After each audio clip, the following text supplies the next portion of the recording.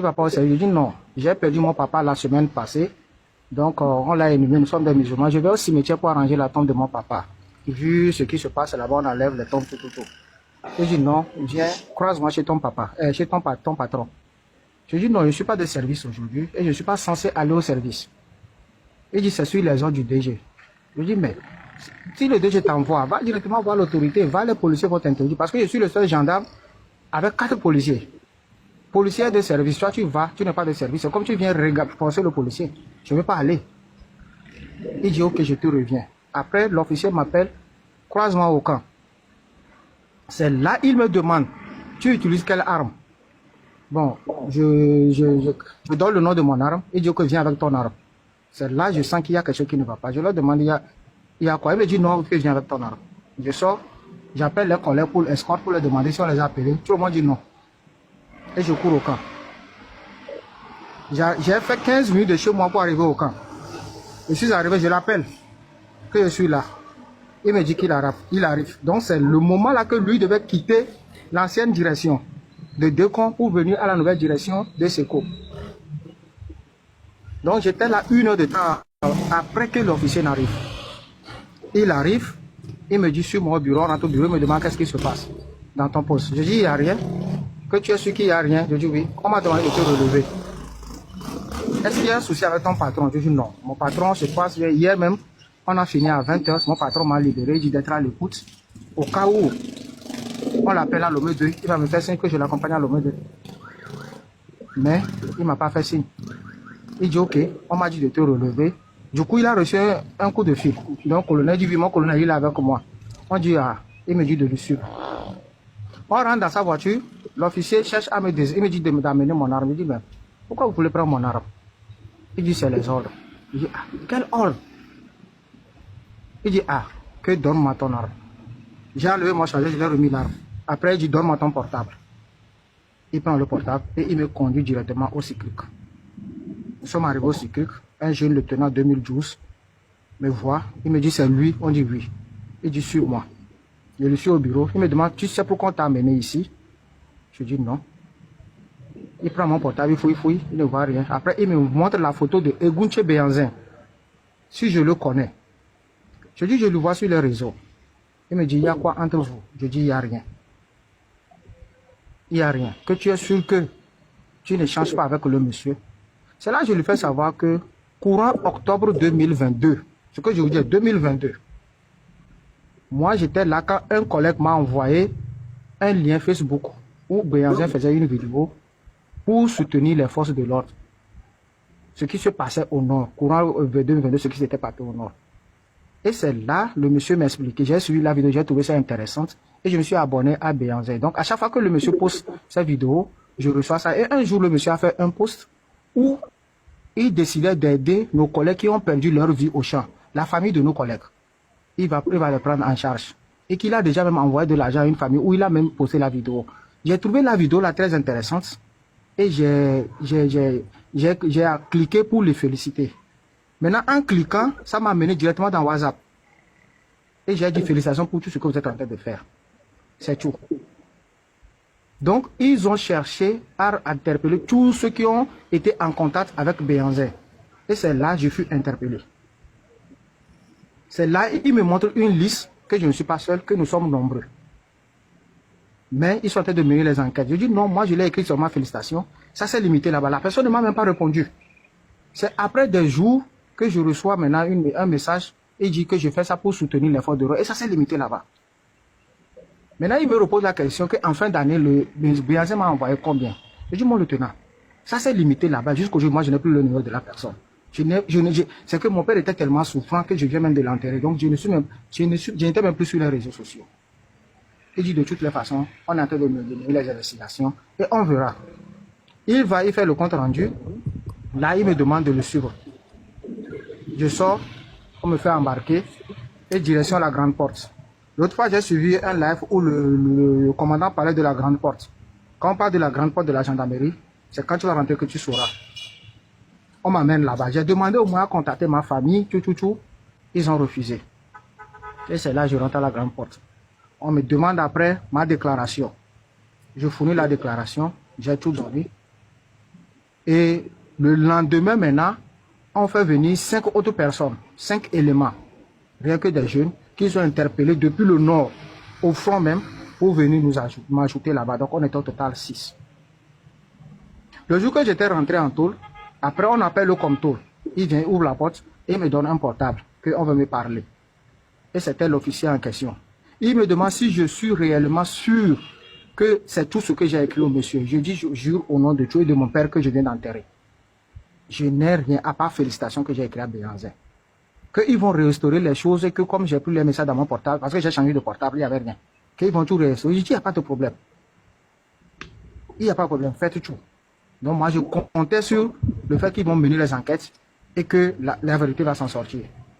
Mais hélas, c'est là, quelques jours après, on amène ma punition, où on écrit sur ça, incitation à la révolte et divulgation des secrets professionnels. C'est là que j'ai dit non. Je n'ai pas divulgué des secrets professionnels, je n'ai pas incité qui que ce soit à une révolte. Si j'ai fait script 3 ans, je n'ai pas divulgué les secrets professionnels, étant même OPJ, c'est là-bas que j'ai eu mon diplôme d'OPJ, ce n'est pas une tierce personne à qui que je ne connais pas que je vais divulguer un secret. J'ai travaillé avec un ministre qui est toujours discret durant 7 ans. Vous m'appelez depuis le camp pour que je donne les informations sur mon patron, je ne donne pas. Le DG de la gendarmerie, l'ancien DG m'a appelé un jour au bureau, me menacé que pourquoi mon patron voyage des fois que je ne lui rends pas compte. Qu'à partir d'aujourd'hui, si mon patron sort du pays et que lui, il n'est pas au courant, il va me changer. Mais malgré ça, je ne rends pas compte. Je ne suis pas allé pour espionner le patron. Je suis allé pour sa sécurité. Je suis allé pour sa sécurité, ce n'est pas pour espionner la personne. Aujourd'hui, peut-être mon patron va savoir que c'est ça. Donc, ce n'est pas une tierce personne que je ne connais pas que je vais fournir ça. J'ai refusé de signer la punition. On a ramené ça. Le lendemain, on amène, on me dit que pour tout éviter, il faut signer là, ça va passer. C'est là qu'il est obligé de signer. Et on me dit que je dois faire 60 jours de tôle, soit 2 mois. Il n'y a pas de problème. C'était janvier 2023. Les 2 mois sont arrivés à terme. Je n'étais pas libéré. 45 jours. Tu demandes qu'est-ce qui ne va pas, on ne te dit rien. Tu es là seulement. Jusqu'à... J'ai fait 120 jours en tout. On ne nous disait rien. Nous tous qui sommes arrivés là-bas, on ne nous disait rien. On ne savait même pas pourquoi. C'est qu'on ne te dit pas pourquoi qui vous a retenu. On ne vous donne pas la chance d'aller voir un avocat. Mais nous tous, nous savons qu'en tout, le maximum des jours, le commandant ici va témoigner pour un militaire, quel qu'en soit le degré de la punition, c'est 60 jours. Au-delà de 60 jours, vous mettez la personne à la disposition de la justice. Tel n'était pas le cas. On a fait les 60 jours. J'ai fait plus de 4 mois là-bas. J'étais tellement dépassé. Parce que quand tu poses un acte, et tu reconnais que tu as posé un acte, la douleur n'est pas intense. Que le fait qu'on t'habille une chemise que tu ne connais pas. Et à peine, je n'arrivais même plus à manger. Ma tension était tellement haute qu'un jour, j'ai fait une crise. Les enfants ont demandé, on connaît la porte, on a appelé l'infirmière. L'infirmière dit, le cas est grave, il faut l'évacuer. Il faut l'évacuer. Et c'est là, avant de m'évacuer, ils ont demandé qu'on me menote pour m'amener à l'infirmerie. Je leur ai dit, si que vous avez me menotter, m'amener à l'infirmerie, laissez-moi mourir. Laissez-moi mourir en tout. Parce que je n'ai pas volé, je n'ai pas tué. Et c'est là l'officier en question, qui était moi, mon jeune. Celui-même, l'officier là que moi j'ai donné, moi mes épreuves de cours officier pour qu'il soit officier, cherche à me menotter. C'est là ils me conduisent à l'infirmerie. Moi seul, qui était conduit par un officier et 4 éléments, encadrés par 5 personnes. Même chez le docteur, ils étaient derrière moi. C'est là le docteur dit qu'il ne veut pas consulter une personne où il y a les armes tout autour de la personne. Sortez et laissez-moi avec le malade. Et ils sont allés rester à la porte. Le docteur voit, c'était tellement grave, il me dit que tu es mal depuis quand? Il savait plus d'une semaine que ça ne va pas. Mais je ne voulais pas sortir. Et le docteur dit non, il m'a conseillé et il a fait le soin en même temps que ce rhum et tout. On a presque, c'est le thermomètre là. Je leur redonne l'ordonnance parce que c'est vous qui m'avez amené. Personne n'est incapable de m'acheter ça. Donc c'est moi-même qui vais acheter. C'est un thermomètre 200, c'est moi qui vais l'acheter. J'étais obligé de leur demander d'appeler ma femme, que ma femme va quitter chez moi. Elle va chercher l'argent, venir payer mes frais, l'ordonnance, les sérums, on me met le sérum. Le jour là, j'ai suivi les soins jusqu'au soir. Le docteur leur dit, on doit me garder à l'infirmerie. Parce que le cas est grave. Après 6 heures de temps, je dois reprendre un autre sérum. L'officier a rendu compte Et après le du docteur, pas question, on l'a ordonné de me ramener dans ma cellule. Et après les 6 heures de temps, qui va au niveau de 3 heures du matin, ils n'ont qu'à me ramener. C'est là, en me ramenant, avec les toutous, les menons, tout, et ma famille était à côté. Ma petite fille de 2 ans a commencé par pleurer, papa. Personne ne me permettait même pas d'aller même dire un coucou à ma fille. On m'a bousculé comme ça. C'est là que je dis à l'officier que, mon lieutenant, vous êtes un jeune. Moi, je fais 13 ans dans le service. Ce que tu es en train de faire là, nous tous nous sommes passés par là. Mais je n'ai jamais rêvé que je serais dans cette situation. Ce que tu fais là, je suis plus commando que toi. Et si je vais te montrer là, je vais te montrer ce que je suis capable de faire. Donc du coup, il faut aller doucement. On me ramène dans ma cellule la nuit là. Et le lendemain, la nuit là, ce que j'ai traversé, c'est Dieu seul qui sait. C'est là même la maladie a pris le dessus. Le lendemain, on me ramène. Déjà à 2h30, ils sont arrivés. On me fait sortir de la tôle pour me ramener à l'infirmerie. C'est là que j'ai commencé encore les soins.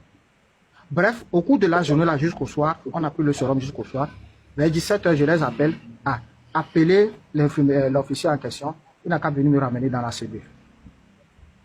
Et ils ont appelé l'officier. Les éléments étaient avec moi. On était au total 6 malades dans une chambre, plus mes gardes. J'avais 2 gardes qui étaient assis. Un était à côté de moi, l'autre était à la porte.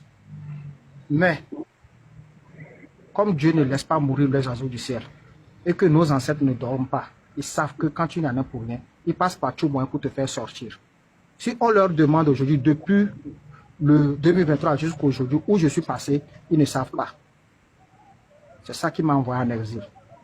Depuis 2023, là, si on leur demande où je suis passé là, malgré qu'ils étaient dans la chambre, jusqu'à aujourd'hui, ils ne vont pas trouver la solution.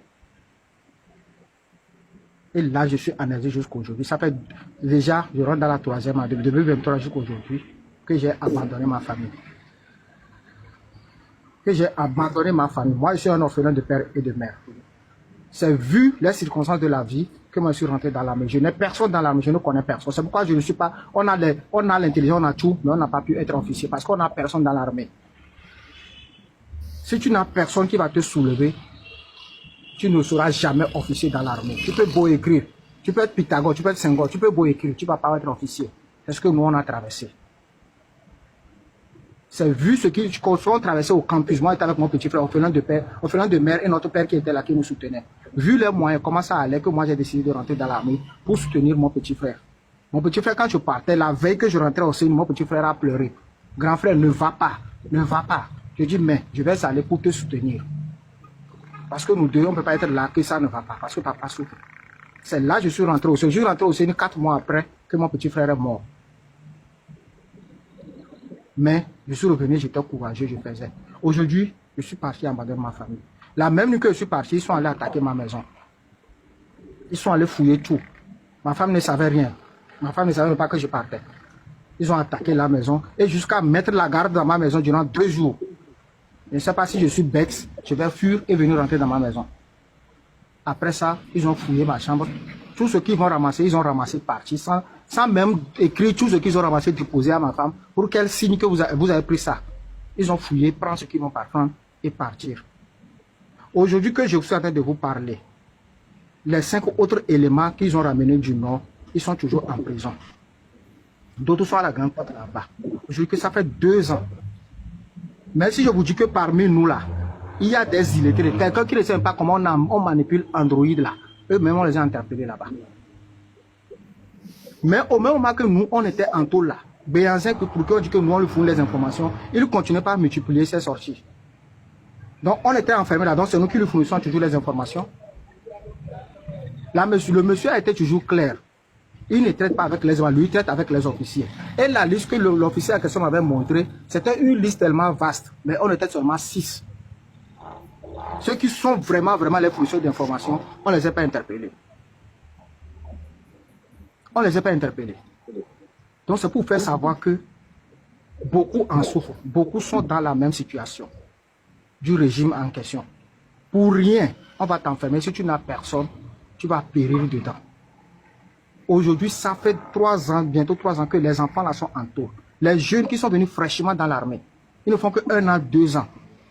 Ils sont en prison. On ne les dit rien que tu cites tribunal militaire, mais les enfants là sont là, ils souffrent. On ne les regarde même pas. Moi, aujourd'hui, ma famille est là-bas, elle souffre. Mon père est parti me laisser avec 2 veuves. Les vieilles sont là-bas, elles souffrent. C'est moi qui les soutiens, c'est moi qui fais ça. Je n'ai même pas pu faire les obsèques de mon père. Le deuil de mon père, je ne l'ai pas célébré. Et je suis parti aujourd'hui comme ça. Donc cette lutte que vous êtes en train de mener, ce n'est pas pour une seule personne. C'est pour toute une nation.